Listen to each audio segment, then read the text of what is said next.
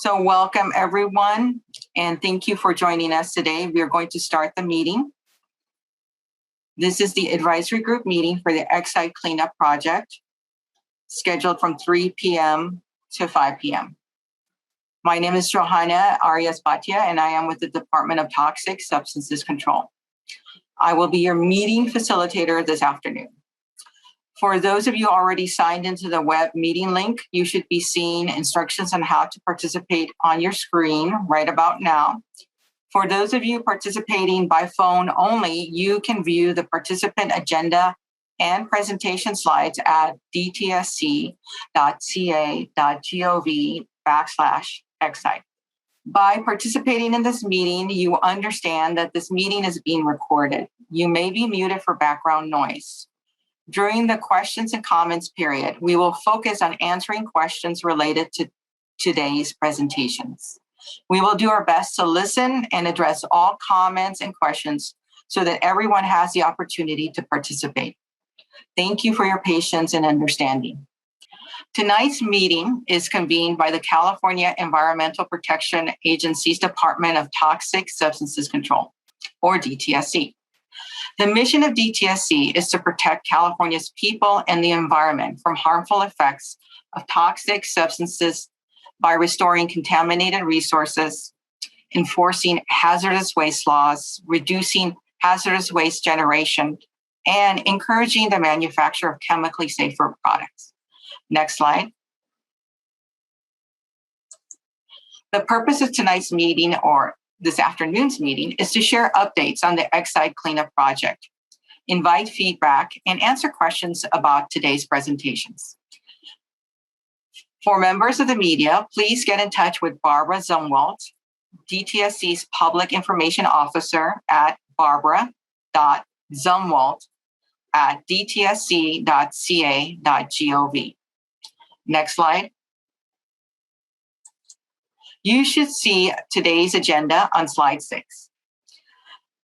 Today's presentations will cover updates on the budget, the residential cleanup, the Exide facility, worker safety, and the community awareness and cultural sensitivity training that occurred earlier this summer.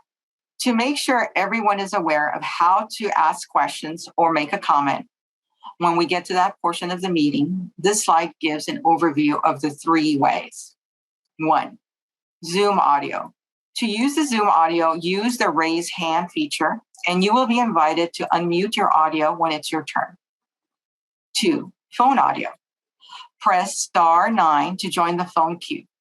The facilitator will say the last 4 digits of your phone number, and when it's your turn. Press *6 to unmute your line. 3, text only. To have your question read by the facilitator, please use the Q&A feature. You can also email us at exidecleanup@dtsc.ca.gov, and we will do our best to address all your questions and comments. Next, I would like to invite the advisory group's co-chairs to share some opening remarks. Dr. Meredith William from Dtsc and Mark Lopez from East Yard Communities for Environmental Justice. Thank you. Good afternoon and welcome everyone. Thank you for joining us today. As always, Exide and the cleanup, both of the facility and the residential area, continue to be a key priority for the department. We are, as always, appreciative of the time you take to have these discussions, to share information, relevant information, to ask us questions, to identify the things that we need to focus on as we move forward. And I'm looking forward to the discussion today for that purpose. I will say today was one of those days where I really wanted this to be an in-person meeting. I try to just kind of suspend my judgment and just go with the flow on COVID. And today, for whatever reason, I wish I were in LA. And that we could have this conversation face to face. So I know that's an old, tired thing that people say, but for whatever reason, it's really front of mind today. And so we'll do what we can with this virtual setting. It's never fully satisfactory, but we can cover a lot of ground even with this configuration. So with that, I'll turn it over to Mark. Yeah, thank you, Meredith. Same, thank you all for showing up and participating today. A lot has happened since our last meeting, and so I'm looking forward to the presentations and to the discussion.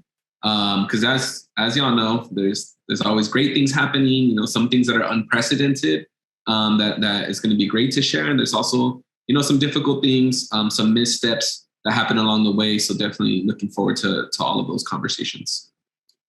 Thank you. And now, next slide, please. I would like to present the first presentation.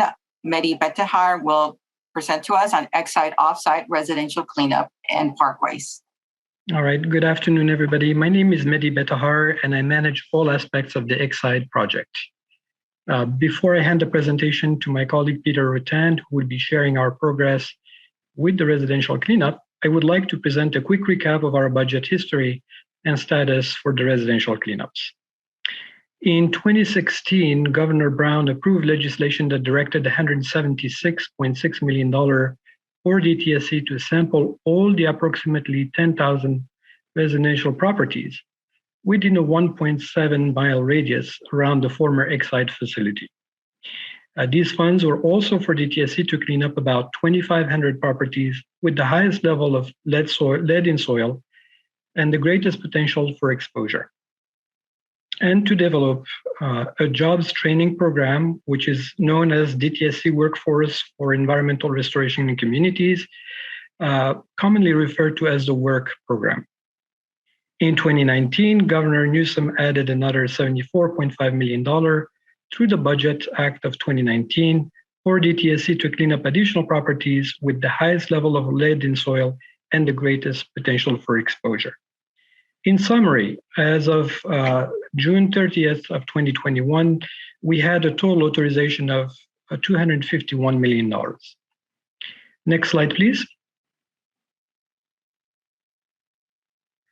So I'm going to focus first on this $251 million authorization. As of June 30th, 2021, we have expended $217 million out of the $251. And there is a balance of about $34.1 million. You can see the note at the bottom here. We have out of the $34.1 million, 23.7 have already been encumbered in cleanup contracts. Next slide, please.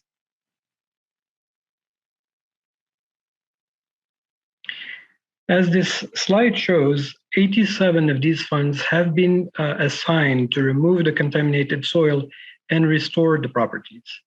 Another 8% of these funds have been used for sampling. As you know, sampling is an essential part of this cleanup. Thus, we have about 95% of the funds that have been assigned and or used for cleanups. 4% of these funds have been assigned or used for project quality assurance, the work program like I just mentioned, communications, etc. And about 1% was used for IT support. Next slide, please.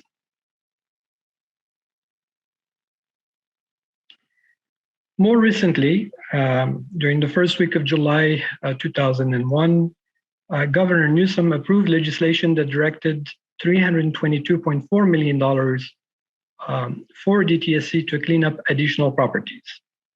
Out of the $322 million, we had $31.4 million that is being currently used to complete the 3,200 properties by December 2021. And I will let Peter Ratan speak about the detail of our progress. And we also received $291 million as part of that 322. $291 million will be used for cleanup of an additional 2,700 properties with concentrations exceeding 200 parts per million. So I'm pleased to tell you that we have already put some of that money to work. $23.9 million have already been encumbered in cleanup contract. And as some of you may have heard, we have already started the cleanup of Winewood Garden property with that money. With that said, I will hand it back to Johanna. Thank you so much. I'm sorry, one more thing, because residential includes the parkway. Next slide, please.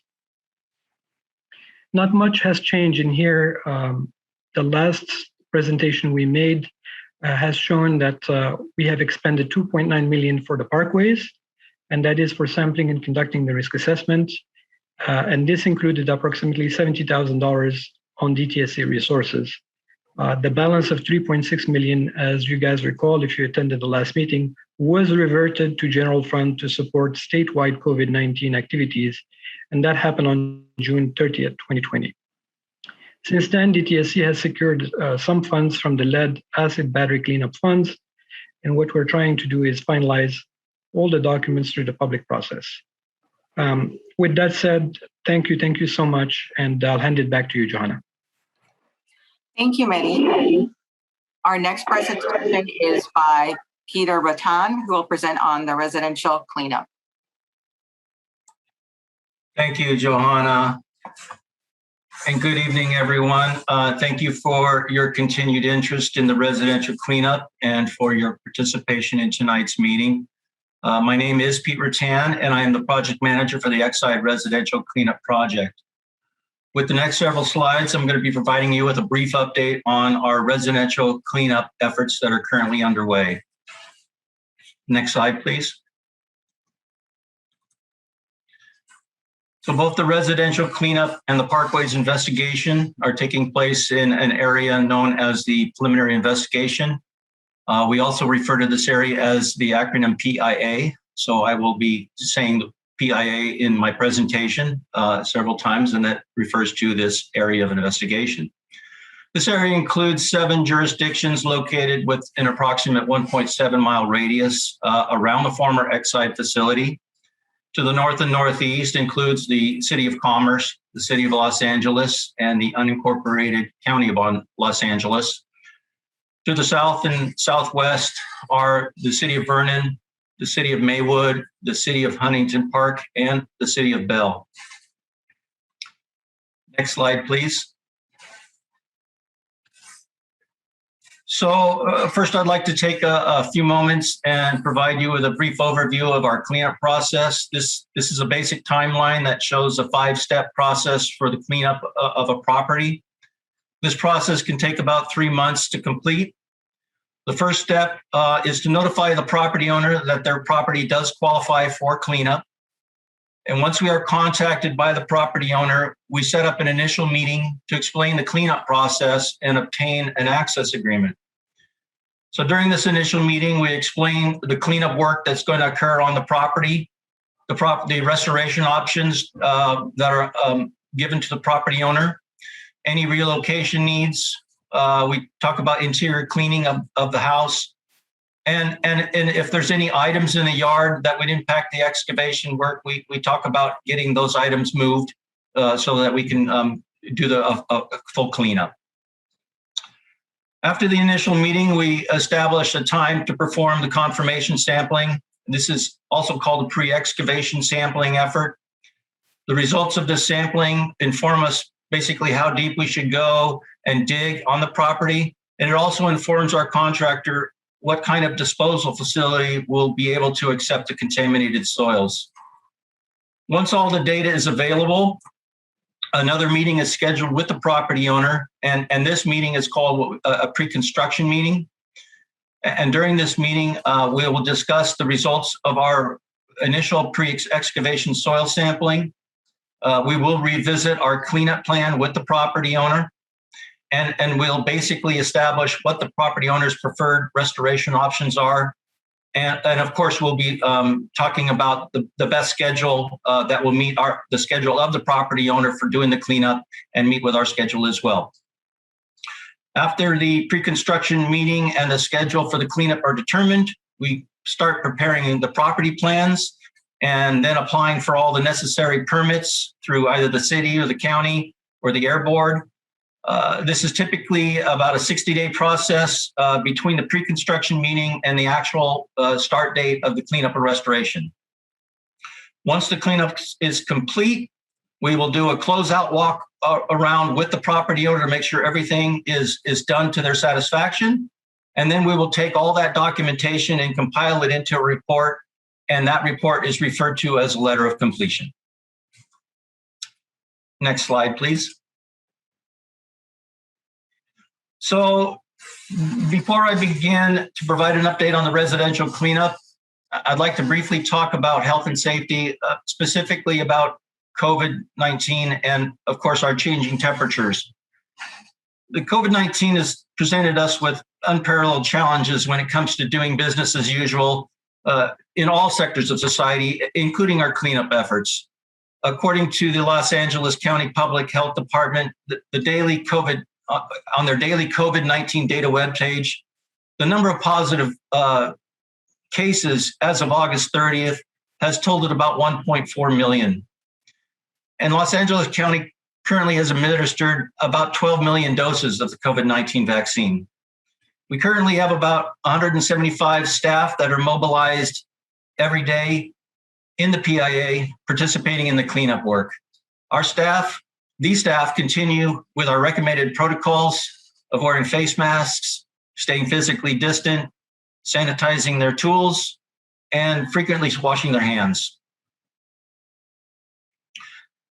In addition, we've seen average temperatures on the rise both locally and globally, and we are right now experiencing record level temperatures.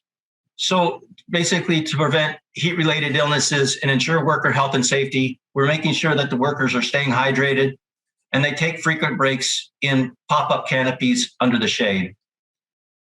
Jeff Mueller will discuss more health and safety later in the evening. Next slide, please.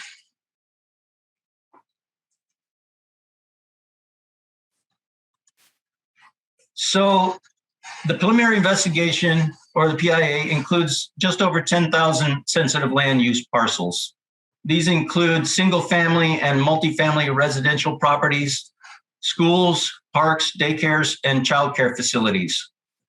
So as you can see here, as of August 27th, approximately 2,841 parcels have been cleaned up. There's 8,604 parcels that have been sampled, and almost 1,500 parcels in the PAI have not been sampled due to us not having access agreements. Dtsc typically reaches out to a property owner about 7 times. However, if a property owner that had previously maybe had been reluctant to participate should re-engage with Dtsc and request both sampling and cleanup, we will go out there and do that.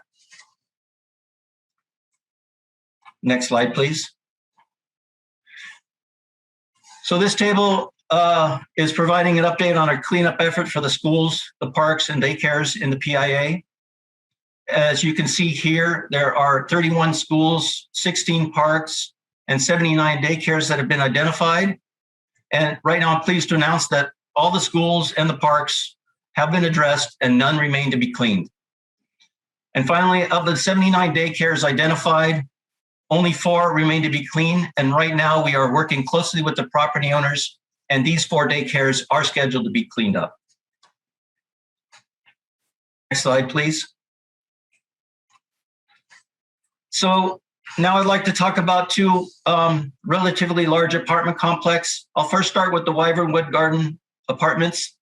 This is an approximate 63-acre site located south of the Interstate 5, Interstate 10, and US Route 60 interchange. This large complex consists of 6 parcels identified here as blocks 1 through 6. These parcels have been subdivided into 329 decision units that qualify for cleanup. These decision units consist mostly of land immediately surrounding individual buildings, but they can also include lands that are large grassy areas. There's some fenced-in yards and also shared community areas. The pre-construction confirmation sampling of the Wyvern Wood Garden Apartments was completed on July 30th, and the actual work began on Block 1 on August 17th. As of August 30, 2021, 18 decision units within the Wyvern Wood Garden Apartment complex has been cleaned up. Next slide, please.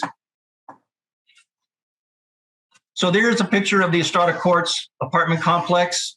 It consists of 2 parcels totaling about 21 acres. and it's located just east of the Wyvern Wood Garden apartment complex. This site consists, as I said, of 2 large parcels, and they've been divided into 69 decision units that qualify for cleanup. And they also consist of land immediately surrounding individual apartment buildings and common areas. And there are areas surrounding an on-site school and daycare center. Pre-construction confirmation sampling was completed on August 13th, 21. We're in the process of evaluating the sampling data and preparing the cleanup plans. It's anticipated that the cleanup of the Estrada Quartz apartment will begin in the early part of October. Our goal is to complete both the Wyvern Wood and the Estrada Quartz by the end of this year. Next slide, please.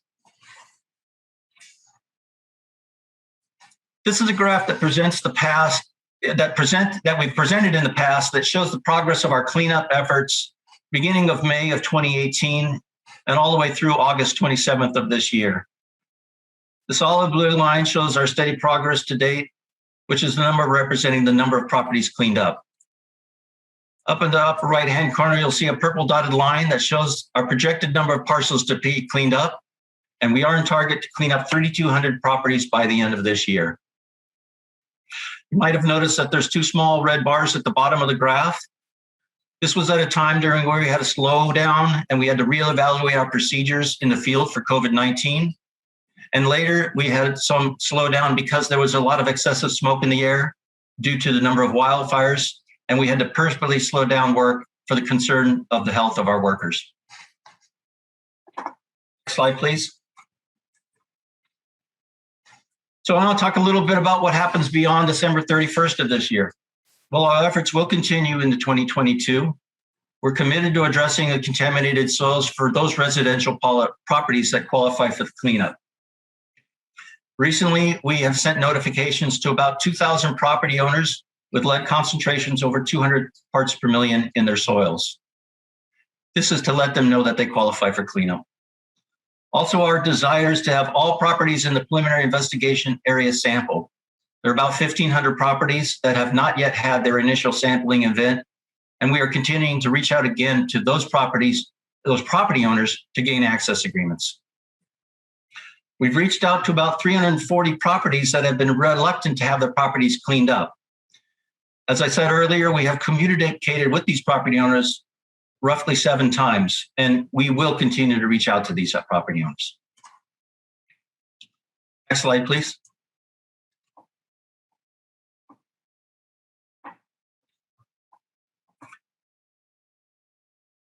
So in the next couple of slides, I'm going to discuss where we're at with evaluating the parkways. Next slide, please. So to evaluate the level of use for the properties, we have held 2 public comment periods to gather information. The first public comment period was held between February and April of 2021. And based on the comments that were received, it was decided that we would go with a second comment period, which was open between May 7th and ended on June 15th, 2021. During these 2 comment periods, we received about 159 comments from the public. Next slide, please. So based on those comments and the feedback, we concluded that we needed more feedback from the public. So through May and July of this year, we mailed out a survey that went out to over 21,000 residents in the PIA. Unfortunately, so far, we've only received about 600 survey responses. So right now, we're looking over those survey responses and the comments, and our immediate plan is to reach out to more residents and get more survey respondents to verify not only the data we received, but we're also going to go out and do some additional knocking on the doors to gather more survey data. And we're looking to engage enough residents to get about 400 more responses. Once this is complete, we're going to take all the comments that we have received and prepare a response to comment document, and we will make that document publicly available. Next slide, please. So this concludes my presentation. If you would like more information, you can contact our public participation specialist, Ms. Thelmy Perez, or myself at the addresses and phone numbers shown here. You can also find a lot of information on the residential cleanup on our website at https://dtsc.ca.gov/exide-home/. And I've done this already. If you just Google DTSC Exide, it pretty much takes you right there. So that would be the easiest thing to do. And thank you all for allowing me the pleasure of your time. Johanna? Thank you, Pete, for that presentation. Our next presentation is by Roberto Puga from the Vernon Environmental Response Trust. And following Roberto's presentation, we will go into questions and comments. Thank you. All right. Well, good afternoon, everyone. Thank you for your time this afternoon.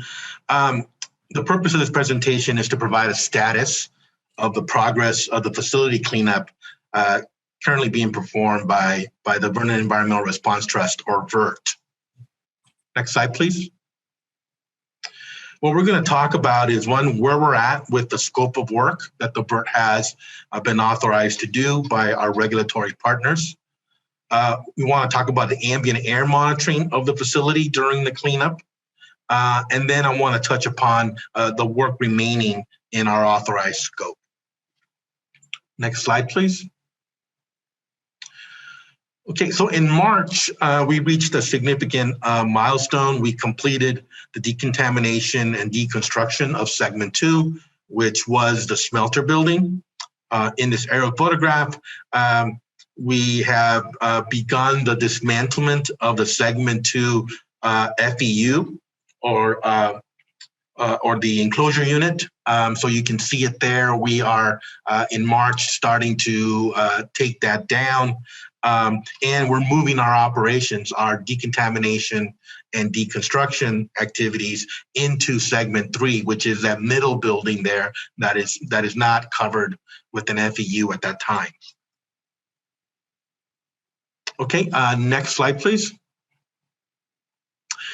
In May, you can see that the sheeting on the FEU over segment 2 is gone. You can see through the framework made out of scaffolding and roof trusses that the smelter building is indeed gone, and we had paved over the former floor of the segment 2 building. At this point, the scaffolding piping was being dismantled by our crews. At this point, we did experience an episode of elevated lead concentrations in one of our perimeter monitoring probes. I will go over that in detail in a couple of slides. Next slide, please. So here in June, you can see that the segment 2 FEU has been completely dismantled, and the footprint of the segment 2 building is there with the actual building gone. At this point, we had begun working inside the segment 3 building. We were also preparing to remove the 6 bag house stacks coming up through the roof. You can count them there on the roof line. And we began the construction of the segment 3 FEU around the bag house building. Next slide, please. So this graph shows, I've shown this graph before. This shows the 5 perimeter monitoring stations around the perimeter of the industrial facility. As you can see, we had one station that experienced elevated lead concentrations for a period of time in May on to early June. This occurred during the dismantlement of the segment 2 FEU scaffolding. We were able to solve the issue. As you can see, we brought the concentrations back down. We did this by employing enhanced dust mitigation measures and controls. And we kept at that until we got control of the issue. During the period of time that we were experiencing these elevated lead levels, we worked very closely with our agency partners, and As we were solving the problem, we also participated in briefings to Supervisor Solis's staff, to the City of Vernon City Council and their Department of Health and Environmental Control. We provided content for EPA's website so that they can keep the public up to date. And then lastly, we discussed the issue in some detail and length at a July 29, 2021 public meeting. As you can see, I'll point out that the last couple of months have been very good in terms of the perimeter perimeter monitoring stations results. We are about as low on our readings as we have been since the beginning of the VERT's tenure at the site, starting in last October. Currently, the concentrations are very satisfactory, and we are continuing with the enhanced dust mitigation measures. Next slide, please. This is the daily ambient air monitoring results for arsenic. The arsenic numbers didn't experience the same uptick that we saw for lead in that one perimeter monitoring station. They've been very consistent, well below the permit limit. Next slide, please. And here's some of the enhanced dust suppression measures. They consisted of water misting to knock minute dust particles out of the air, also setting up of windscreens around the scaffolding work to prevent windborne migration of dust. It included aggressive washing of the scaffolding piping, both inside and outside, and also setting up of a perimeter misting system as a last line of defense. All of these dust suppression measures in concert solve the problem, and we continue with these measures as we continue with the work. Next slide, please. And so we're now on the last major industrial building at the site. It's the baghouse building. This is the building that contained the air filtration equipment for the Exide operation. We have begun work inside of it. We maintain negative pressure inside the building using the building walls as our containment. And then we are in the process of constructing the FEU unit around the building itself, so that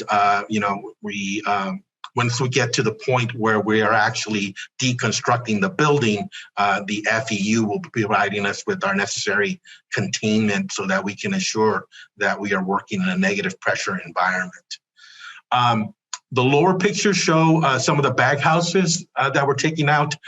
So far, of the 4 baghouses in this building, we have decontaminated and deconstructed 2.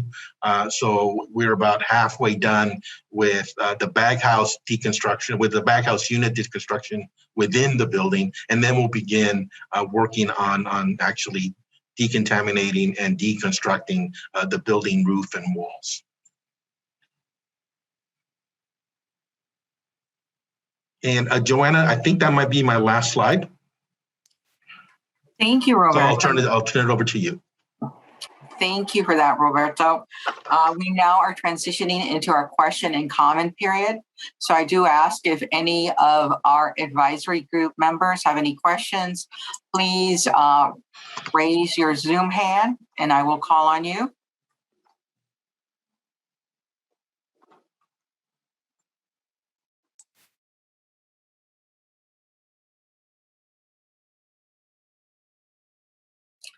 I do see a hand raised by Mark. Please unmute your. Yeah. Thank you all for sharing all of that information. Specifically speaking to the residences that y'all haven't been able to get permission to sample or clean up. In the past, we've offered support.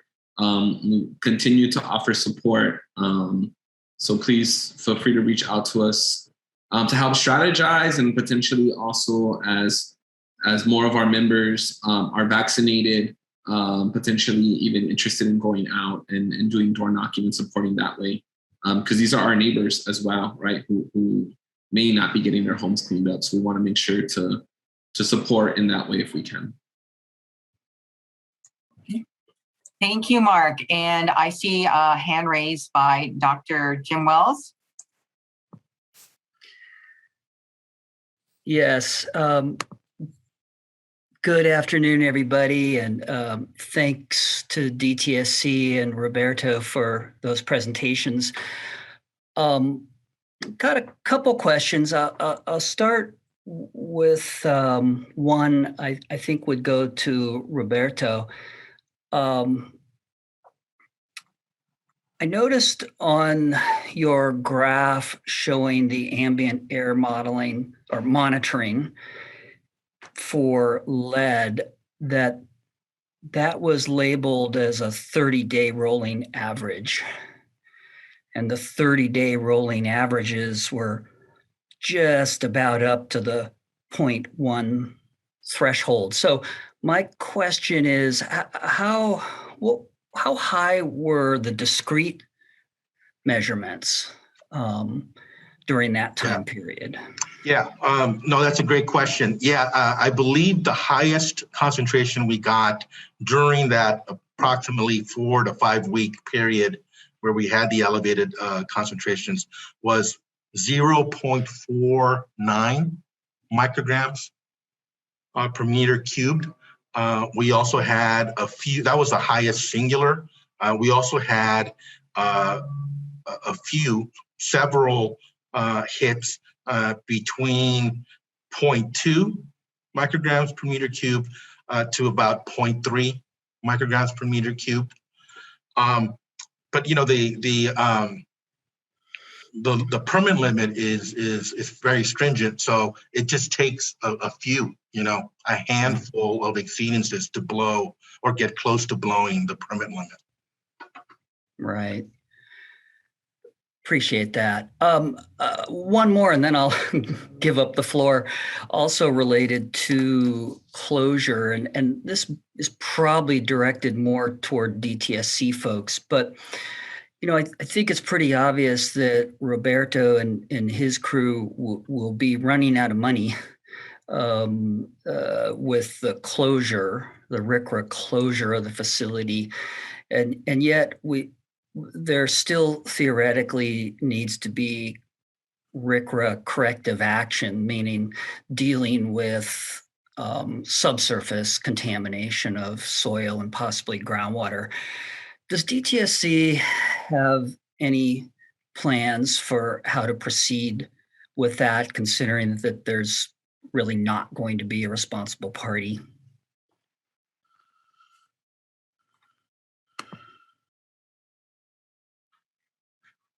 Yeah, Jim, this is Pete Ratan.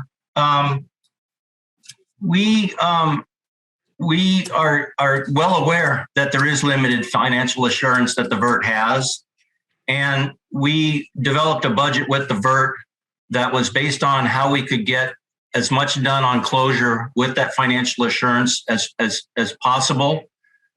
In July of this year, we secured $132 million in a new budget change proposal to continue with the RCRA closure activities to make sure that gets done and it gets done properly. So we are right now currently working on developing and doing some contract work. So when the VERT is complete with their phase 1 part of the closure that they can do, that will be a seamless transition with moving on to continuing with and finalizing the phase 1 closure.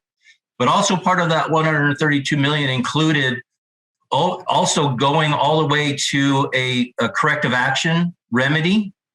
And it was based on basically what we perceive as what might be possibly a remedy. But as you probably know, in the RCRA process, we do need to have a corrective measure study done where we look at all feasible possibilities for cleaning up the contamination at the property. So we are still looking into that. And we do have a plan that's about a 6 to 8 year plan to get to that point. So yes, we are looking into that. Thanks for that, Pete. Appreciate it. Mm-hmm. Thank you for that response, Peter, and thank you for the question, Jim. Our next question comes from Jennifer Ganata. Please unmute yourself.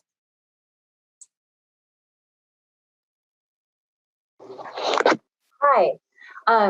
So I actually had a question about the parcels that had no access.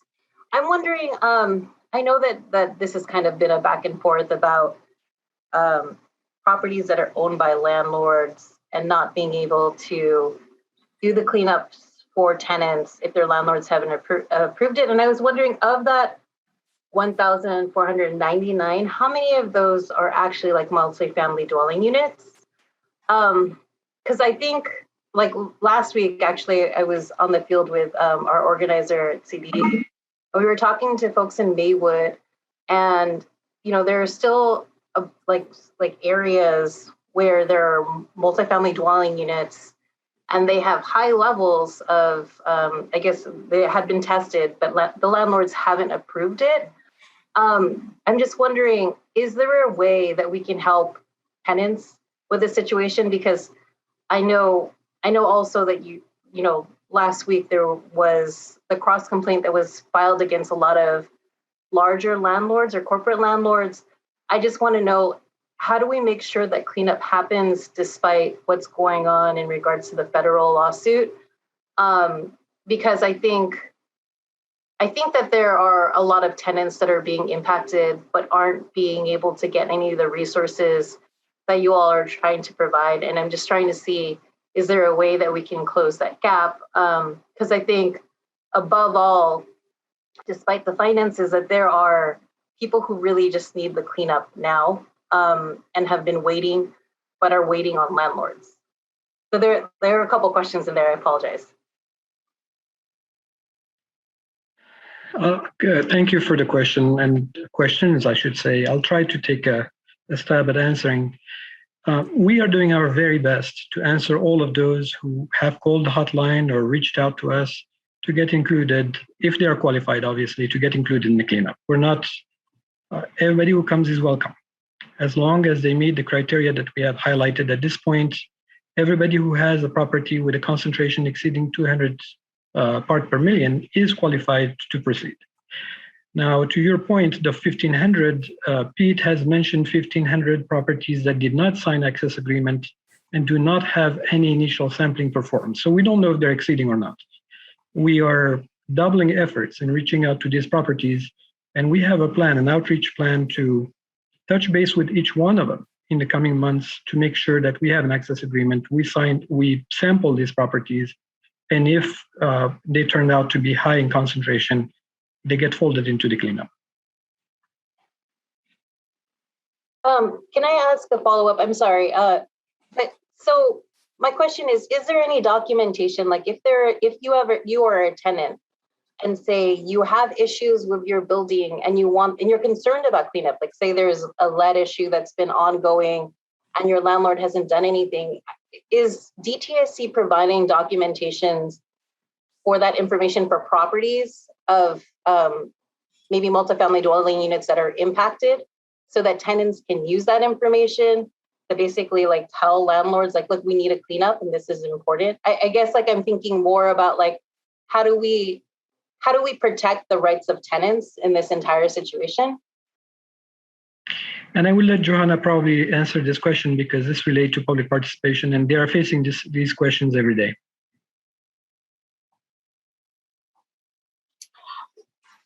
So Jennifer, when we receive contact from tenants who are concerned about their properties, we have the public participation specialist assigned to that zone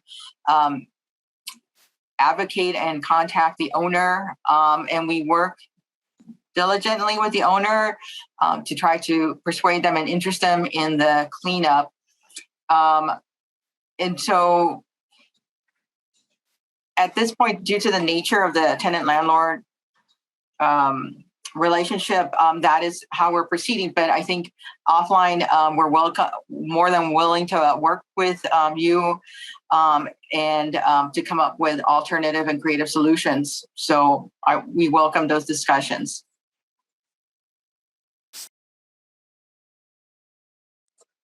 And then next we have a question from Peter Reyes. And then after Peter, we will go to Rania.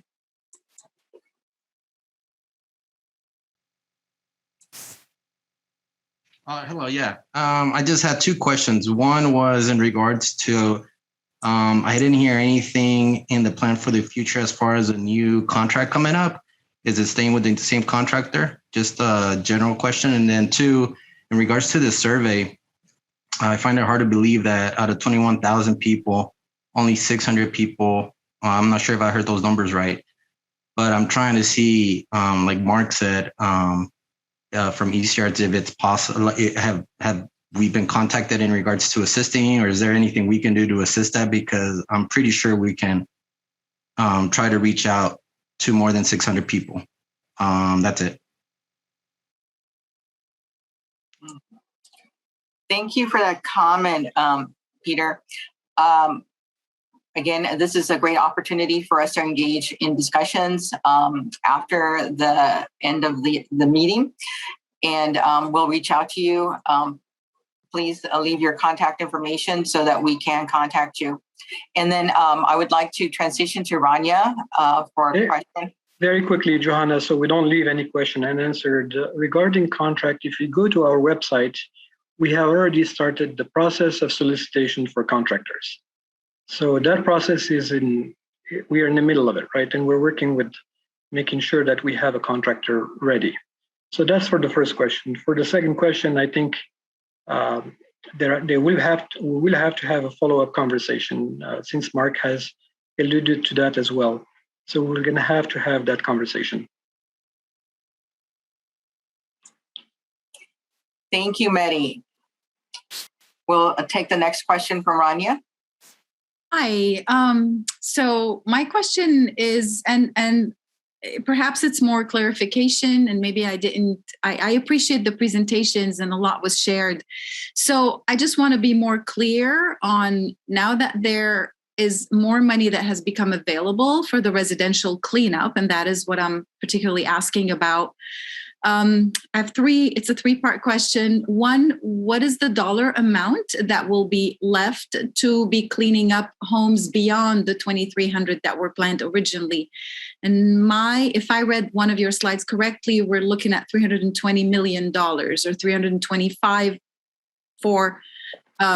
million. Am I right about that? That's my first question. Did I get this information correctly? Because I remember it was about 500 million that were given by Governor Newsom to this cleanup, but now I'm seeing 324 million available. So that's my first question. My second is, did you share a number of homes that you're looking to clean up with that new amount of money that is available? And if you did, I might have gotten confused. I didn't quite get a number of homes. So if you could please clarify. And my third question is about the workers that will be involved in the cleanup. Is there a ramping up of the workforce? I know you have an active work program, but I also know that no trainings are currently going on. So what is the plan for that? How many workers, and where are those plans? And these are my three questions.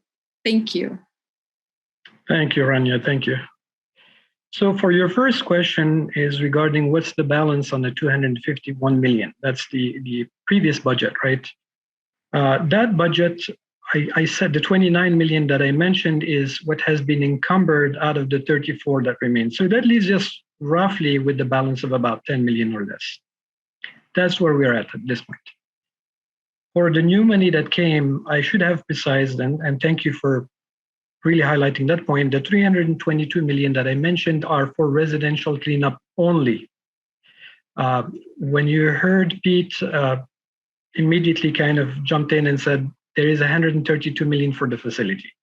So you have to add the two numbers, right? But for the residential cleanup, we have 322 million that is dedicated for the residential cleanup. And that is going to be reserved to clean up about 2,700 homes exceeding 200 ppm. And I see that someone is going through the presentation. So when you see here the balance, the 322 million is for residential only, and we have already started using some of that money because this BCP came in two chunks. We have 31.4 million to complete 3,200 properties by December of 2021, and an additional 291 million to complete 2,700 homes. Okay, so we're looking at 2,700 homes plus 200 homes that will be cleaned up out of the new budget, the new money. Let me clarify myself, and my apologies again. The 2,700 homes are beyond the 3,200 that we have to clean up by December 2021.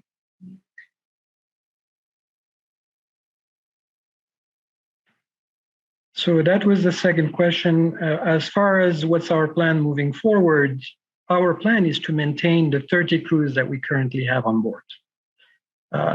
This was a very, very good question. And this is very important to us. We have trained these people, they're qualified, they have gotten a lot of expertise doing this type of work. And our objective is to maintain the 30 crews moving forward. And how many workers do you have currently on the ground? And you speak of crews. I think, and based on the presentation, there was about 175 workers. If someone can go through the presentation, please, and show the numbers. That's a residential. Eddie, that was our estimate based on the current full staff, including DTSC staff and other staff that are in the field doing this all day. It's 175. Okay, so I think at this point, it's safe to say that we are close, Rania, to about 150. I'm giving you a rough number here, about 150.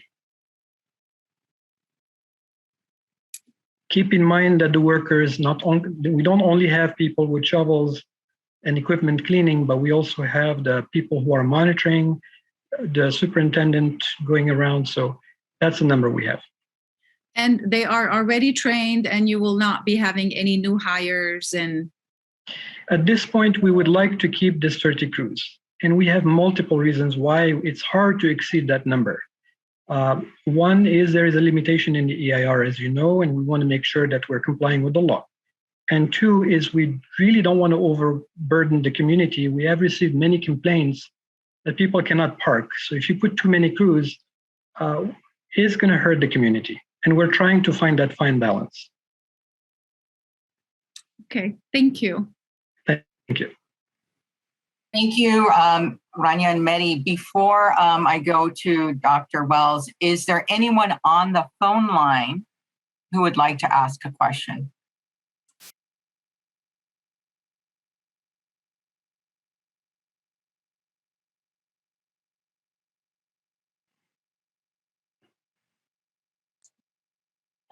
Hearing no questions from the phone line, Dr. Wells, you're next. Okay, thanks. Maybe a different way of asking one of Rania's questions. Considering the new funding, what's the current lead threshold in residential soils that qualifies a parcel for cleanup? I think I saw Pete mention 200 parts per million lead. Is that kind of the new target threshold? That is correct. That is correct. Okay, thank you for that. I got one more and then I'll get off. Also, considering the availability of this new funding, I'd like to encourage DTSC to set aside a modest amount of funds to fill a data gap that's been kind of a loose end for so many years, which is to perform a proper evaluation of the true extent of lead impacts surrounding Exide. The PIA is based on an assessment from 5-6 years ago that suggested that the impacts extended out 1.7 miles. That was a really good estimate given what we knew back then, but we have so much more data now. And I would submit that as much as we talk about that as if it's the gospel truth, it's not statistically valid. And this would be a great opportunity to fill that data gap. And I think it's an issue that concerns an awful lot of people. And it wouldn't be all that hard to provide some better clarity on that issue. Thank you.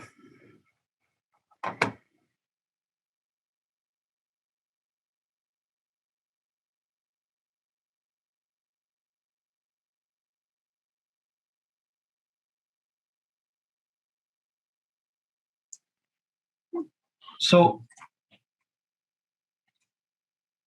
Mehdi, did you want me to respond to John? Was that a question or just you're giving us an FYI? I was about to say I didn't hear a question, but I heard a recommendation. Well, okay. Here's my question: is if we're not going to do that, why not? Okay. I can try, Pete, if you don't mind. Go ahead. Dr. Wells, we are committed to spending every dime we have at this point in our budget to cleaning the properties that we have identified. I think that's our primary responsibility.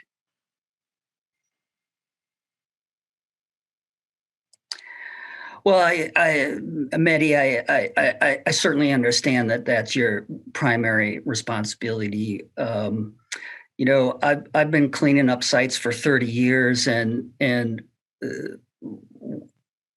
I know from painful experience that you've got to understand your site. You've got to characterize a site and then proceed to clean up. And I would submit that we've just never adequately characterized the full extent of Exide's impacts, and this is an opportunity to do it. And I think it would be a real contribution to our understanding of what's going on in these communities if we could perform such a study. I mean, you guys spent a whole lot of money on parkways. This would be way cheaper than that, and it would be much more informative. Yeah. I have definitely taken note of your recommendation, but please understand at this point, that commitment stands on the table. We are committed to clean up all the properties that qualify within that PIA, and we have a lot, obviously. The good news is we have more money. The good news is we have already mobilized and we started. We are already planning for beyond. When you look at the presentation, it's already talking about the beyond December, which is a very good thing. But our priority remains the properties within the PIA that are exceeding the 200 ppm. This is urgent for us. We can't wait. We want people to be able to use their yard and feel safe. I understand that. I don't want to belabor this, and I know everyone's got really good intentions, but it's not an either or question. And frankly, just look at Wyvern wood. That's on the very edge of the PIA, and it has some pretty high numbers. So surely there's some high numbers just across the border too, and it would just close that loose end to revisit this question of the 1.7 miles and give it some clarity. Thank you, Mehdi and Dr. Wells. We will take two questions, one from Rania, from Mark, and then we will transition to our next two presentations. And then we will have another question and comment period right after that. So Rania, you're next. I'd like for Mark to go first. Absolutely. Sure. Thank you, Rania.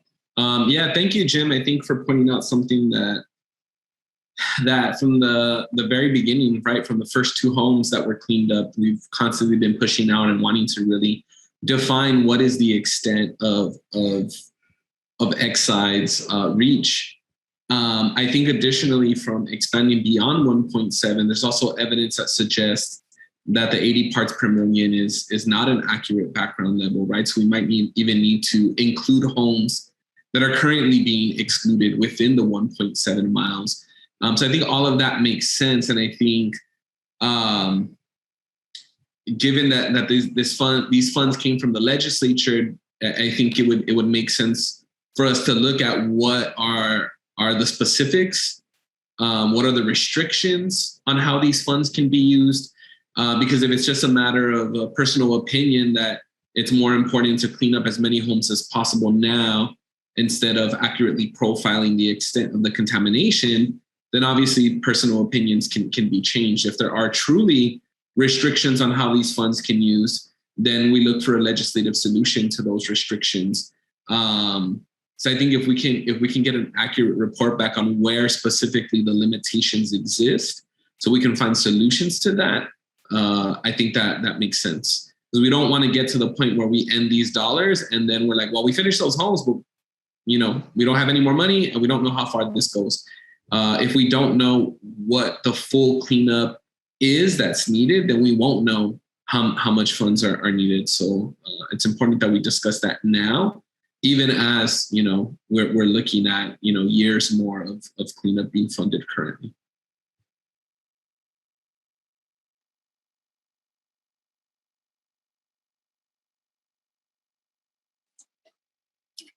Thank you for that comment, Mark, and we'll proceed to Rania.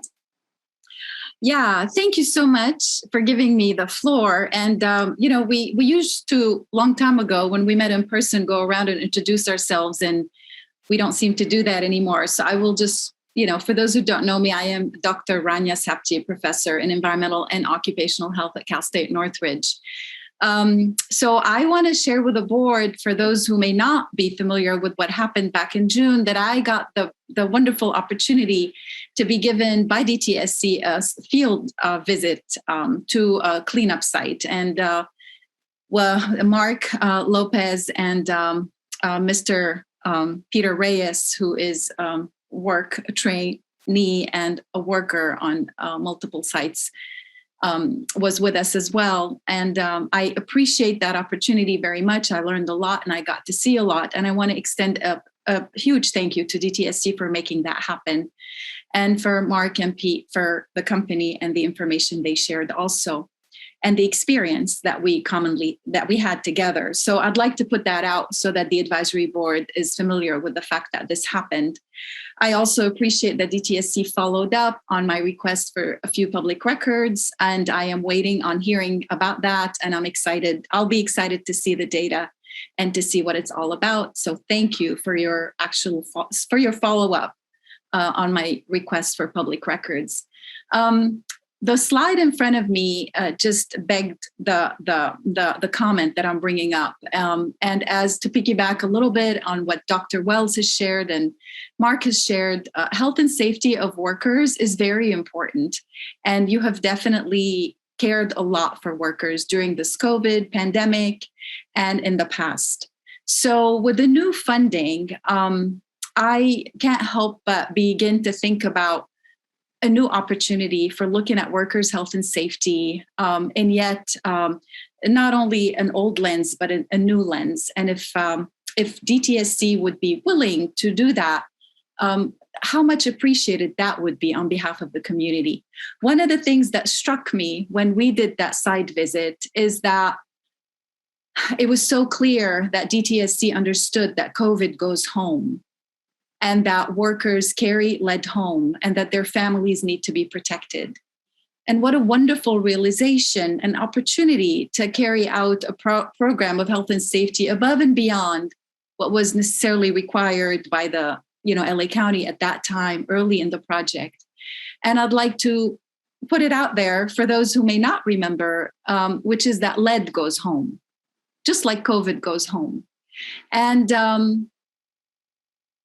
can we be very mindful of that as we put workers out in the field with the clothes that they have that they take home? Now, one could argue they're not exposed to lead and there's a lot of wonderful dust suppression going on and all of that. And I did see some of that. I also know we have a lot of heat that goes on and one can only keep up so much with the dust. And I also know that workers are working with lead, and there's no running away from the fact that lead gets on their clothes or soiled soil, and they carry that home just like they would carry COVID home. And so Dtsc has done a wonderful job of protecting workers when they go home from COVID, from exposing their families to COVID.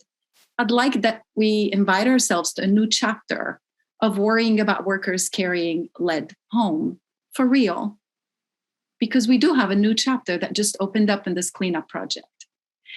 The second part to this is that I saw the amount of effort and energy that the cleanup crew puts into making sure there is not a speck of soil that may be contaminated left behind on a sidewalk or a driveway. And I was told that there's a lot of great interest in Dtsc making sure the public is trusting of the crew workers and the cleanup teams. And I thought it was fantastic. You know, the plastic that was discarded in the bins that carried leaded soil when they didn't really have to be, because they weren't really much contaminated with lead at all.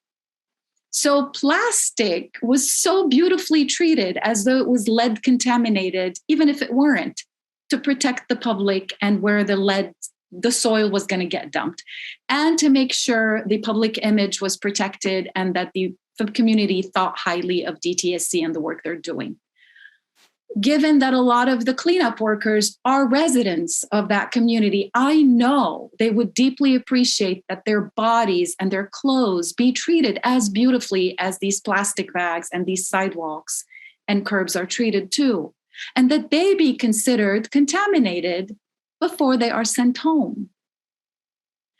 What I saw was beautiful. I would love to see that we care about the bodies, the clothes, what the workers are carrying on their body home be as important as the sidewalks left behind, the driveways left behind, the plastic nylon that gets discarded with all respect because it may be contaminated, that is left behind. And that is my invitation and my suggestion to this whole team and everyone attending this meeting today. I hope it can be a new chapter. And I know Dtsc knows how to do it, because I know you understand that some things can go home to harm the family. They harm the brains of children, the mental development of children in the womb that are crawling, that grab onto the father or the mother's legs when they go home. They also can impact the sperm count of a man. I've never brought that up at a meeting before, but I am today because we are onto a new chapter. And I hope we do take workers' health and what they take home, even if it's a little bit, very seriously as the sidewalks that are left behind and the driveways left behind and the plastic that is left behind. Thank you. Thank you, Rania. Well, I should thank you for your fair assessment of what you have seen in the field. And it was a pleasure for us to see you visit the sites and see it. Because when you see it, it's completely different from what is being presented today. We are doing whatever we can to make sure that these sites are cleaned, properly cleaned. To your point, there will be a different presentation, I think this afternoon, about the health and safety. I don't want to steal the thunder from Jeff Muller, who is going to be presenting some of the health and safety topics. And I'm sure that you have had those discussions with him when you visited the site. So I'll probably be quiet and I will reserve that time to when it gets there. It's the only thing I want to mention is everything you have seen is in compliance with Cal OSHA, which is more stringent than US OSHA or federal OSHA. So that's going to be our primary point, is make sure that we focus on those regulations, because they have been showing all along, they have shown that they are effective. But with that said, I am not going to say any more until Jeff Muller makes his presentation. So thank you so much. Thank you, Rania and Mehdi. Yes, our next presentation on health and safety is by Jeffrey Muller. Jeff? Well, thank you, Johanna. Hello, everyone. I am Jeff Muller. I'm the Dtsc Field Operations Supervisor for the Exide Residential Cleanup Project. And Dr. Sept provided an excellent segue, and I would like to take this opportunity to acknowledge and to thank her for the contribution to what I'm about ready to present. So today, what I would like to do is to discuss one of our most important goals on this project, and that is the health and safety of workers and community members who are involved in this mutual effort to mitigate the impact of lead-impacted soils. To explain how we work to achieve this goal, I would like to focus on three elements of the project health and safety plan. They consist of hazardous waste operations, dust control, and also mitigation measures for COVID-19. If I could see the next slide, please. For hazardous waste operations, it's basically two governing regulations, one federal and one state. The federal one is 40 CFR 1910-120, and the state one is California Code of Regulations, Title 28, Section 5192. Under these regulations are the following basic elements. First of all, each worker has to go through medical baseline monitoring. They also have to attend 40-hour hazard worker training, along with an 8-hour refresher each year, and 24-hour on-the-job training or mentoring by experienced staff or staff who have a supervisor status. In addition to that, they are issued the proper personal protection equipment for work on the Exide project and its use. And this is actually demonstrated, as you can see in the photograph to the right. They also have to attend daily tailgate safety meetings, where the safety protocols, basically dust control, hazardous waste operations, and COVID are reemphasized each day.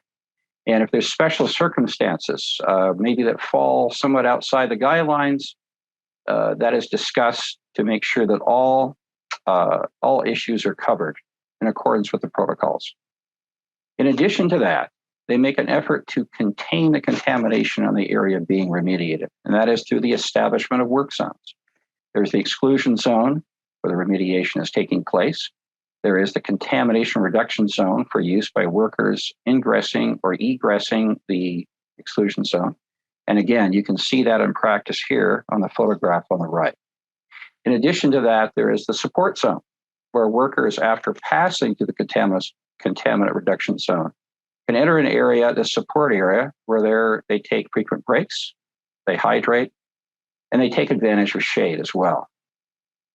In addition, workers performing cleanup on the Exide project have to undergo lead worker abatement type training in accordance with the state regulations that you see listed there. Next slide, please. Dust control is governed under South Coast Air Quality Management District Rules 1466 and 403. In accordance with these rules, the goal is no visible dust during cleanup restoration work. To accomplish this, we implement dust suppression procedures consisting of liberal and consistent water application, limiting the height at which soils are placed into disposal bins, the use of plastic sheeting on fences, and in some cases as well on paved areas, as Dr. Ratan noted. We also perform monitoring to assess the effectiveness of our efforts. This monitoring consists of upwind and downwind dust monitoring instrumentation to assess compliance with Rule 1466, which is 25 micrograms per cubic meter, to ensure we're below that on a consistent basis. And also Rule 403, which is 50 micrograms per cubic meter.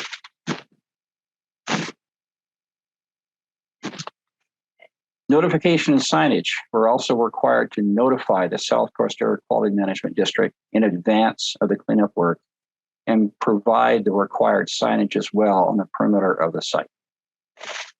Next slide, please.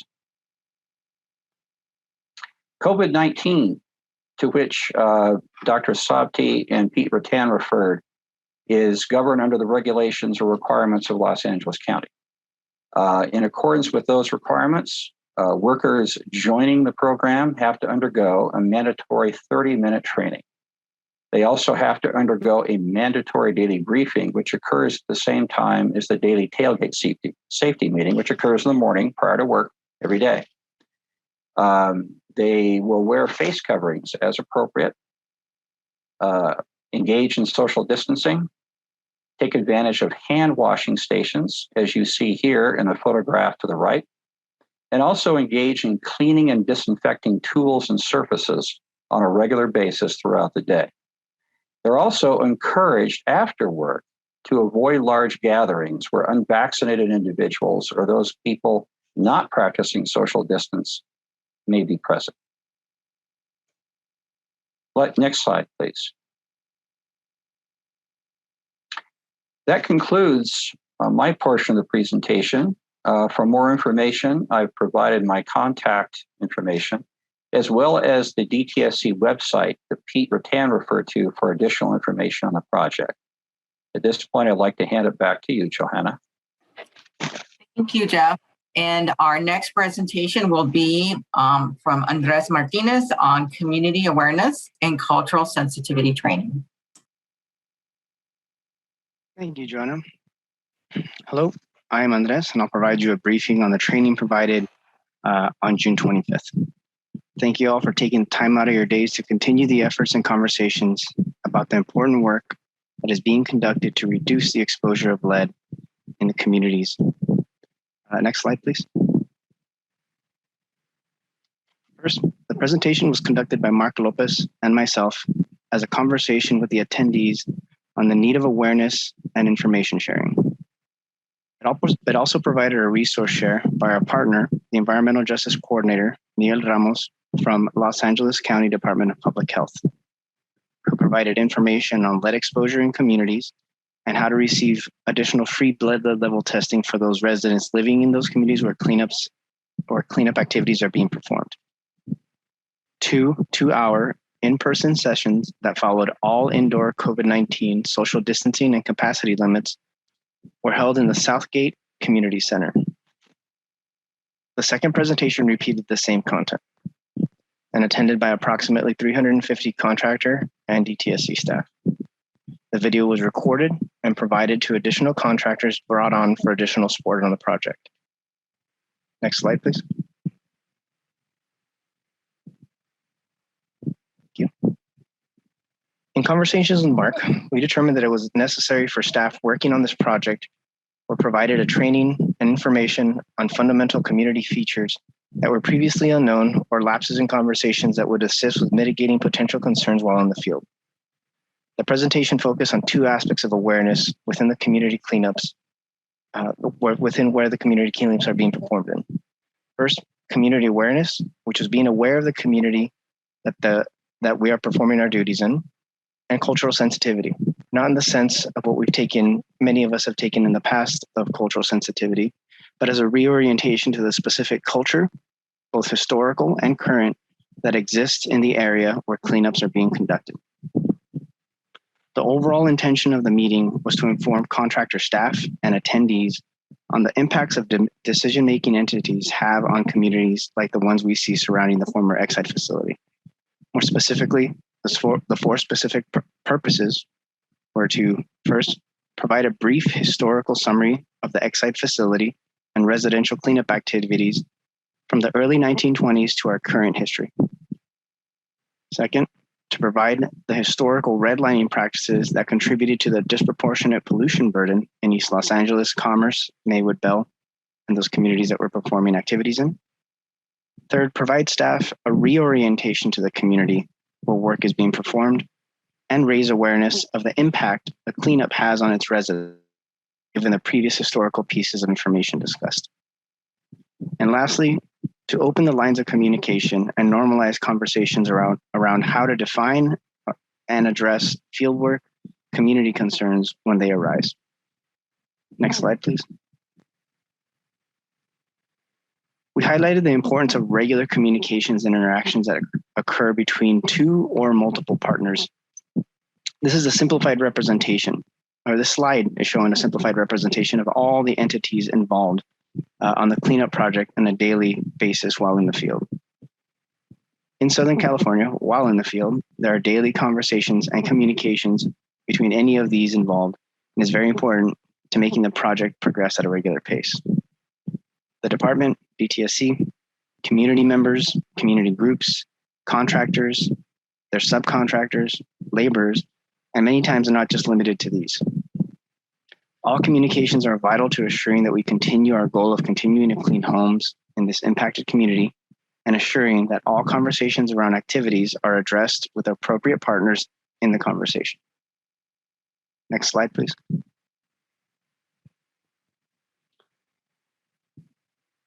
Here's some figures that we presented in the training. The figure on the left is one that was shared with attendees and taken from the Pollution and Prejudice project developed by a team within Cali, PA, to identify historical redlining across multiple cities in California, including those in Los Angeles, to systematically provide advantage to some communities over others between the years of 1934 and 1962. Historical redlining was ranked according to green being the best, blue, yellow, and red being the worst. The figure on the right shows the current PIA separated by project zones. We emphasize that although the association between the historical policies and current conditions doesn't prove that the redlining directly or was the only cause of what we see now with the pollution burden, the overall trend is clear, is that the pollution burdens are segregated by race and have been experienced through multiple generations in these areas. So in the figure on the left with the redlining, encompasses a large portion of our areas A, B, C, and D of historically worst redlined areas in the area that we're conducting our cleanups in. Next slide, please. We highlighted the staff's contribution they are providing through their work towards correcting the historical injustices and progress towards achieving the principle of environmental justice, where all communities are entitled and have a right to access to a clean neighborhood and environment. From initial contact to sampling to remediation activities, the procedure is invasive to residents and the community, and is regularly repeated, if not daily, on a weekly basis. And although it can be disruptive and at times uncertain, we emphasize that the staff and community members involved deserve a safe and respectful working environment. And the way to achieve that is to create and foster a positive, collaborative, and a problem-solving attitude with all partners involved. And with the information provided in the training, the information provided in the training provided a better awareness of the historical injustices and sensitivity to the community's needs. The level of community involvement is much higher than most experienced in the past due to the area's history and uniqueness of the project. And as a result, it is not a typical cleanup project, as many of us have experienced. I appreciated Mark's personal stories and examples that he shared with the attendees to highlight the years of advocacy, awareness, events, marches, and meetings to get the attention that this community needed to work with the department and address this issue of cleaning up communities around the now closed Exide facility. It's a great opportunity to collaborate with community leaders like Mark and highlight the personal responsibility that we all have to seek a more comprehensive level of social awareness that seeks to understand the experiences of the communities we work with. I look forward to continuing our partnership with the community and foster our continued lines of communication on any community-related issues experienced in the field. Next slide. With that, I thank you for your time and attention. Please feel free to reach out to me if you have any questions or would like to discuss anything I presented, or any ongoing questions about the work program as well. And with that, I'll hand it back to our facilitator, Johanna. Thank you. Thank you, Andres, for your presentation. We will go back to a period of question and comment. And please, if you're in the Rising group, raise your hands and we'll start with your questions. Mark?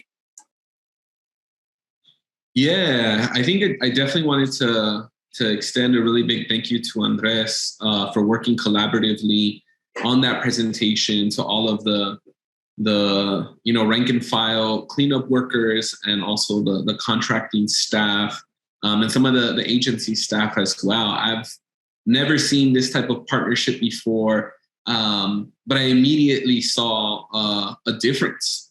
I was out at the Wyvern Wood site as they were preparing it to begin cleanup a couple of weeks ago.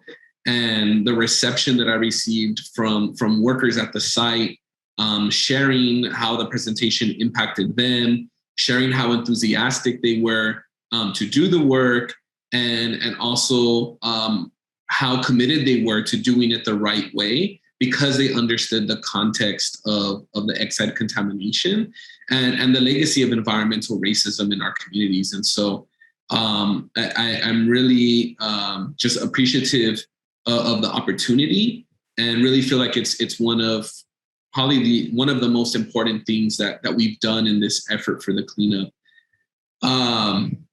Unfortunately, I have not received the same gratitude from the contractors. And unfortunately, and I appreciate, what was said about how cleanup sites are supposed to be conducted and the protocols that are supposed to be followed. But unfortunately, I continue to hear from workers that they're being asked to not follow protocols, to cut corners, to start work before monitors are in place, to work after hours for free, no overtime, and some workers continuing to be ridiculed, intimidated, and even this week fired. And so I think as much as we've made this great effort to kind of change some of the culture of the cleanup and the impact that has had with rank and file cleanup workers, I think we're really seeing the culture of the contractor ironically being very toxic when it comes to the treatment of our communities, especially community members who are also cleanup workers. And so it's really disturbing to see, even in some cases, just offensive remarks, antagonistic remarks being made. And then, of course, the treatment of workers. And so I'm really interested in looking at the future contracts, because we know a lot of money is coming down from the state, and how this can be remedied moving forward through more ability to hold the contractors accountable, and the potential to look at other contractors who can come in and maybe start with the clean slate and get the cleanup right, because all of these things that might seem small as far as how corners are cut and protocols aren't followed, we're talking about a toxic substance here that could have a permanence in our communities beyond the cleanups if they're not done right.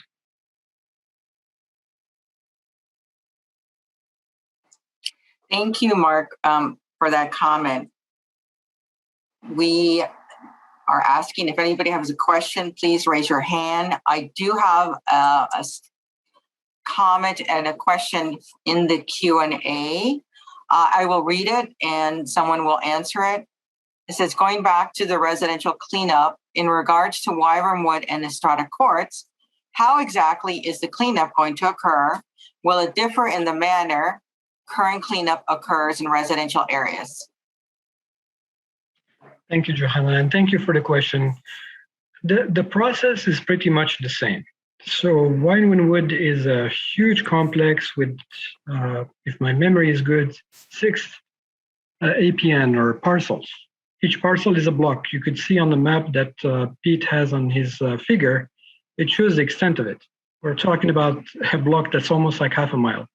So what we have done is subdivided that into decision units.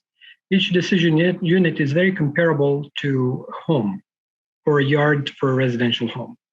So in a sense, we are using the same protocol. We're not deviating. We try to be consistent in our approach.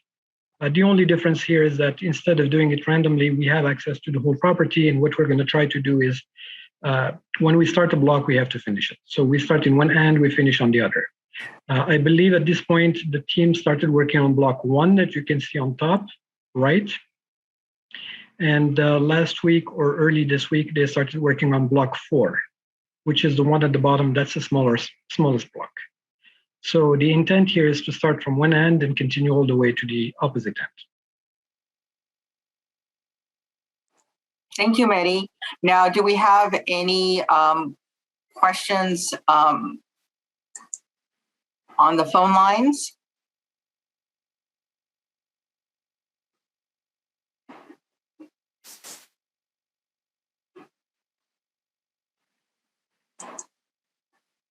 Hearing no questions on the phone line, do any of the attendees have any questions?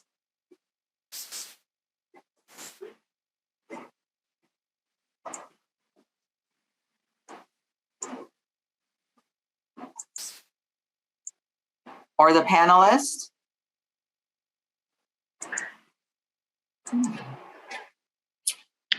I do see a question from Dr. Rania. Please unmute yourself, ask your question. Hi, actually, it's not a question. I just failed to adequately thank Jeffrey, Mr. Mueller, for the site visit and for leading us into it, answering all my questions and following up with my requests. So thank you, Jeffrey, for that. You're welcome. Johanna, if I may, very quickly, and it is important to highlight that the work we started on Winewood is not a small task. You can see the extent of it. And I would like to thank all the local officials who have allowed us to get the permit in a record time. That is the city of LA, even the mayor's office got involved, the LA mayor's office, South Coast AQMD, the water board. We have a lot of permits that usually take 3 to 6 months, and each agency has helped us to proceed as quickly as possible. And we received the money in July, we mobilized in August. That tells you how quickly we moved with this project. So I couldn't miss this opportunity to thank all of them for the help they have provided. Thank you, Mehdi. So this is our opportunity for questions and comments. Seeing no questions from the panelists, I do have one from the attendee, from Peter Reyes. Please unmute yourself. Yeah, I just wanted to touch bases on what Mark talked about real quick, because I know we're probably going to touch this topic later as well. But just being a workforce participant, I do think that it is important to note that it's time for a change. I mean, this contractor has shown evidence of racism, harassment towards the workforce participants. And this is stuff that I've shared with Grant. And I think that it's definitely something that I just want to be direct and no sugarcoating. And it's definitely, we have a contractor called Rebel in a community that is against or has been experienced environmental justice and fired workforce participants for political views or things being said with no justification. But yet we have a contractor called Rebel with the owner driving around with a Confederate flag. I think it's something that needs to be addressed. I don't want to get too much into it because I do want to say some of this conversation for later, but I just wanted to tap into it. Thank you. Yeah, hey, this is Grant Cope. Actually, I'll just follow up since, hey Pete, how you doing? Since you mentioned my name, and we followed up on that contractor. Of course, we do not condone any political emblem on the cleanup site. We're a state agency. But we did follow up on your message. We always follow up on your messages. So if you need some additional information on that, more than happy to provide it. And you've raised in the past that some contractors are not treating workers appropriately. Once again, we followed up on those instances. But since these issues continue to be raised, I would recommend, and I can talk to Mehdi about this and Mark about this, that we get the unions who are the representatives for the workers DTSC, and the contractors, and have a, kind of a discussion about some of the issues that Mark raised, and not to revisit old things, but the issues that you've raised. I think it would serve them well to hear it directly from Mark, and it would serve the unions well to also hear it from Mark, since he's obviously an integral part of the cleanup, and it would, I think, serve the contractors well to hear it from some of the representatives of the labor that they employ to get the job done. And we could work to put together an agenda, just to create that space so that we have everybody kind of in one place talking about the same things to each other. Obviously I can't commit to any particular outcome on behalf of the contractor's part, but sometimes having conversations is a great way to move forward. Can I answer back on that? Sure. I think that, let me start by saying I requested that meeting maybe about a month or 2 months ago. I never heard back from you in regards to that. But I do think it's a great way. The idea is not to point the finger. Things will happen. But when you don't get a response or any feedback on what's going on, I think it's important to understand that it could be interpreted differently. I used to be, coming from the military background, I used to be, I like to be, I'm not going to say for the government, but I try to understand both sides. But I've experienced harassment. I've experienced discrimination from the owners, not once, not twice, but 3 times. And I yet have someone to come out and reach out to me. I had a meeting with Andres and Gary, and that was about it, to no avail. Nothing came out of that. But I do think I don't think you're right. I think that's something we requested 2 months ago in an email that I sent to you and the Exide committee as well. Yeah, and following up on that, we did meet with the contractor, and we did also contact the unions. What I'm talking about now is something slightly different. And if I've missed a message from you, please let me know. I got back to you and Mark regarding the last instance that you'd raised concerns regarding the contractor. If I missed something, it definitely happened, so I apologize in advance.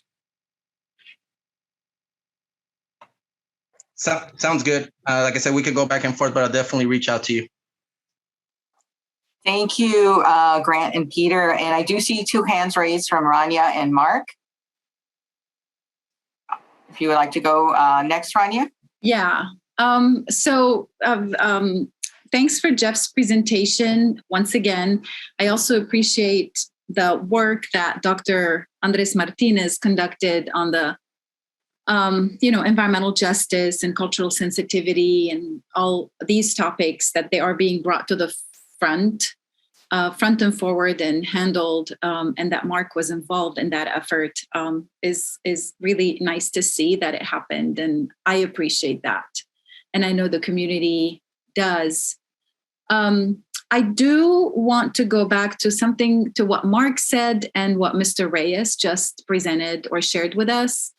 And, as part of cultural sensitivity and environmental justice, that workers' concerns be respected, upheld, and handled for what they are, instead of for what somebody may interpret them to be, is very important also when it comes to environmental justice. So the relationship with the workforce that happens to be mostly residents of the community is just as important. I see it, and I think a lot of people would see it in the community as it is with the public in general. Moving on with that, you, Grant, mentioned that you have been, responding to some of the comments that Peter or Mr. Reyes was sharing with us. You mentioned that a meeting that would involve the unions as representative of workers would be a good idea. I am an industrial hygienist, and I'm quite aware of the sensitivities that may exist between the actual workforce that is on the ground unions, do they really represent the workers? Do they not? Sometimes they do quite well and sometimes not. Their relationship issues and the comfort of people to speak up.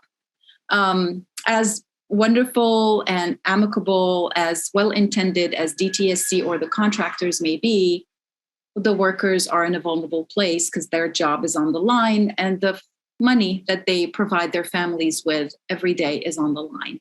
And so I would like to, I don't know if Mr. Reyes would be amenable to that, but I would like to suggest that Peter Reyes be involved in this task force that you're trying to put together and have meet, because the unions may not be the actual representative of some of the workers. A worker who has had experience on the ground, who has been vocal and has been willing to participate in these events, such as today, I think would be a voice that I would like to see, that I would invite and I would welcome to see helping bring up the voices of the workers with you, with the contractors, and so on and so forth. And so that would be my invitation. And I'm not sure that Mr. Reyes would accept that, but I think it would be a great idea, because that would be fair to workers who feel uncomfortable expressing themselves or who don't feel that the union represents them. So I think that was all I wanted to say about that. And I would love some feedback on this. Yeah, I intentionally didn't say workers because of the dynamic that you specifically referenced. But in terms of Pete's, or any other workers' involvement, we wouldn't force anybody to do it. We wouldn't demand that anybody, not participate. The main goal that we would try to provide is not just our presence to try and help steer the conversation in a more fruitful path than it currently is right now. But really to provide that space for a good conversation. I'm somebody who believes if you're not sitting across the table, if you're, talking with each other in a professional way, even though you're impassioned about the issues that you're discussing, people will respect that and they'll engage with you. And so that would be the main approach that I would take. But yeah, in terms of we're not going to stop anybody from participating. We're not going to demand that certainly workers participate. But that would be a decision for, Pete to make. Thank you. Thank you, Rania and Grant. Mark, you have a comment or question? Yeah, I'm definitely down to participate. Anything that I can contribute to make sure that the cleanup is done right and that workers are being respected is something I'm down for. I think that's part of what, Andres and I and Miguel as well tried to do. And again, I think I explained that I feel was very successful for rank and file workers, but was not successful for the contractors who were also there, who also participated. And so I think what part of this comes back to is the accountability. Where is the accountability, right? And there's definitely some significant gaps in accountability right now. I think, from what we've seen, sometimes DTSC staff are over-reliant on what the contractors are saying, the data that they're presenting, compared to what we're hearing directly from workers on the ground, right? And there's some complexities with the union and all of this, and we won't get into that in this conversation. But I think that's part of the conversation that I want to make sure that the agency comes prepared with is what are the opportunities for accountability from the state side?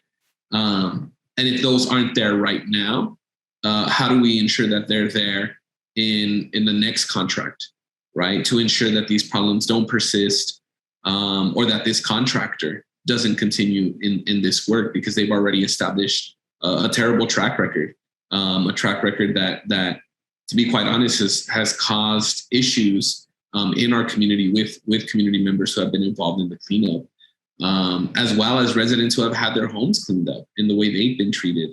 And so yeah, I'm definitely interested in you convening that for us to be able to have those conversations, but also looking to have continued conversation on how we generate, the accountability mechanisms to ensure this doesn't happen, or recognizing it will happen.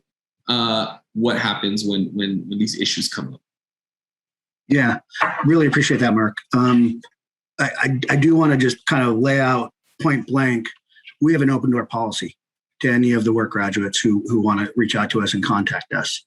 Andres does it, not me. My hat is off to him. He's got a tremendous amount of work that he's already doing, and he does that because he loves his job. He loves the people, and he wants to see people employed, happy, and helping their community. So in terms of any over-reliance on the contractor, from my perspective, Dtsc has a complete open door policy for any of the graduates to come forward in particular, but really any workers, any of the graduates to come forward. We do not, and I understand, that there can be differences between workers and unions. I'm not saying every relationship in an employment site is perfect, but that is they are represented individuals. And so, having them there, I think, is an important part of the discussion, as well as if they want to, staff, employees. In terms of accountability, we have the existing contract, which has accountability measures that are reported.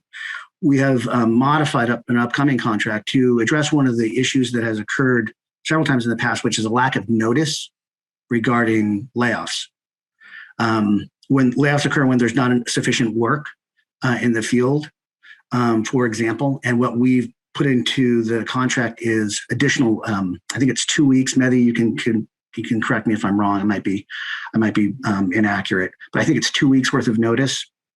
That provides us with we explicitly did that because that provides us with an opportunity to try and address the situation, once again, to prevent those instances where possible.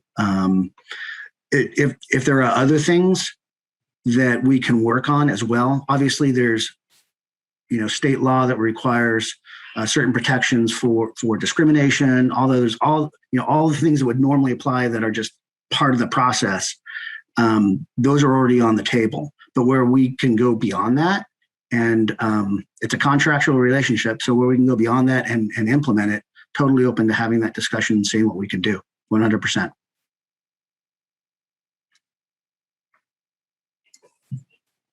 Thank you, Mark and Grant. I do see a hand raised by Rania, and then I will, after Rania, I'll jump to the attendees because there's another question there. I see Mr. Peter raise his hand up, so I'd like to make sure that he has time to talk after me, so I'll keep it short. I just want to say that I've been, on this ETAG for however many years now, since November, I think 2016, if I'm remembering correctly. And I do feel strongly about workers' health and safety, and I don't think I've been quiet about that at all.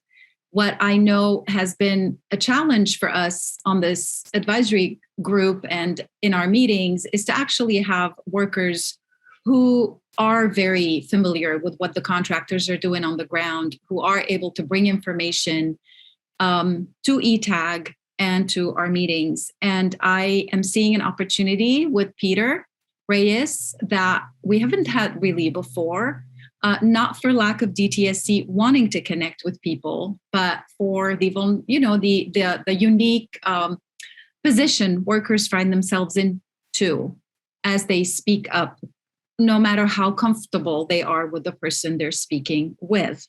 So it's not a reflection necessarily of what DTSC is doing. There is the DTSC, and then there's the contractors. And I see that, Mark brings up the issues accountability. And so there's a little bit of a gap. And I see that Peter Reyes is able to fill in some of this gap that we've had for quite some time on this advisory group. And so I appreciate, Grant, that you say you respond to his emails and that Andres, Mr. Martinez responds as well. I'd like to elevate see if we could, if this ETAG or if DTSC would be willing to elevate the voice of Peter a bit louder and make him be more an integral part of this conversation every time we have it, as opposed to being one of the workers out there who sends an email and maybe somebody listens to him and maybe not, depending on people's availability. This would be my request to this advisory group, and I'm not sure how this goes and how it works. And again, of course, it depends on Peter, but that would be my request, because we've had a gap of people who have been on the workforce, who are very much in touch with the workers, who are very familiar with the contractors are doing, and who also live in the community. And Peter brings that particular position to us and perspective. And I appreciate it greatly. And I thank him for it. So, and I respect his position very much and the difficult position he finds himself in. And yet he does voice his concerns quite loudly. And I just want to say I respect him and appreciate him for it. So there you go, Peter. The mic is yours. Thank you, Rania.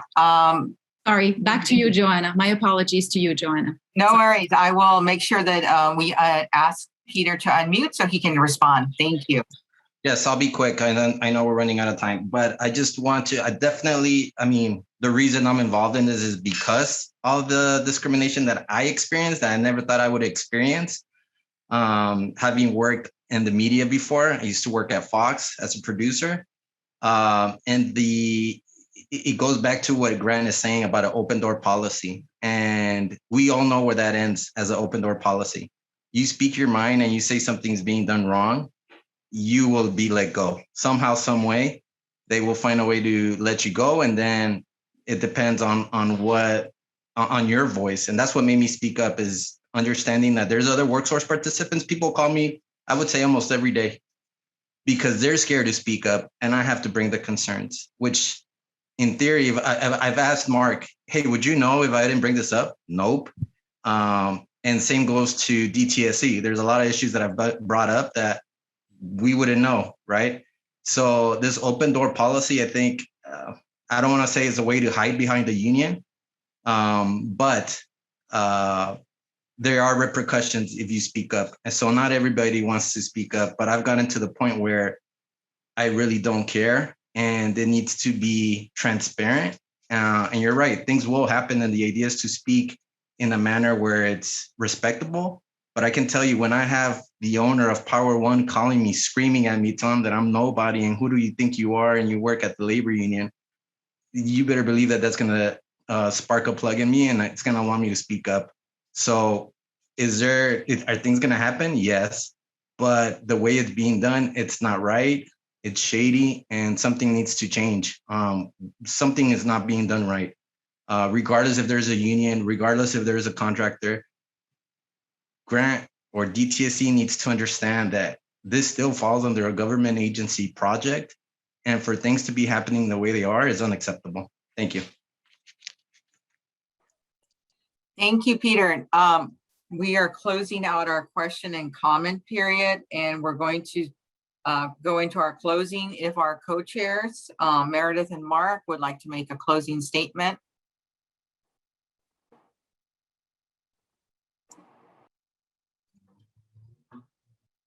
Hi, I'll make a few comments and then turn it over to Mark. Thank you everyone for attending. I want to thank the presenters for all the preparation and organization, because this meeting did go very smoothly. And I think in the cases, those rare cases where we weren't clear, we had the opportunity to clarify things. So hopefully the information was of use to the advisors. I want to thank the advisors. I do feel today was a day where we got some very sound, thoughtful advice that we can take back, consider, and figure out whether and how to act on what we heard. I truly appreciate the emphasis and the time we took to think about the workers who are doing this important project, and think about how we can just continue to support them, protect them, keep them healthy and safe throughout this project, which now, because of the additional funding, will go on for several more years. And so it's imperative to get that right. And this is a good moment for us to continue learning. We have learned every step of the way. We're going to continue to do so. But again, now that we have a more secure funding source for the next period of time, it is a good time to reflect on, are there any key changes we think we need to make? And that runs the gamut. We heard a lot of questions raised about whether or not we could do things differently. And we will take that to heart and discuss it. And I'm looking forward to the next conversation. Thank you. Thank you, Dr. Williams. Mark? Yeah, just another thank you for everybody who's participated in today's meeting.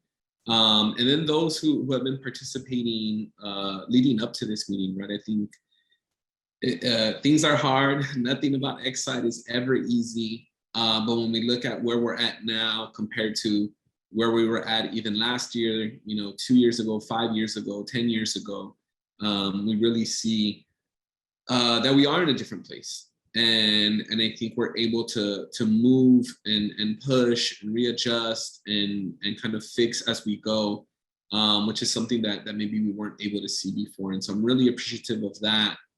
Really appreciative of all the workers who have spoken out, who take a tremendous amount of pride in the work that they do, of the residents whose homes have been cleaned up, are currently being cleaned up, or will be cleaned up, will also take a tremendous amount of pride in contributing to ensuring that this is even possible. And so, there's a lot more for us to do. And I see, I think now more than ever that there's a lot of opportunity to ensure that all of this continues to grow and get better as it moves forward. So just looking forward to continuing to contribute to ensuring that's possible. Thank you, everyone, for joining us for this advisory group meeting. We're going to take a short break and then convene at 5:30 p.m. for the community meeting. I will leave the Zoom on, but please, if you'd like to, just stay tuned and join us in 30 minutes. Thank you so much.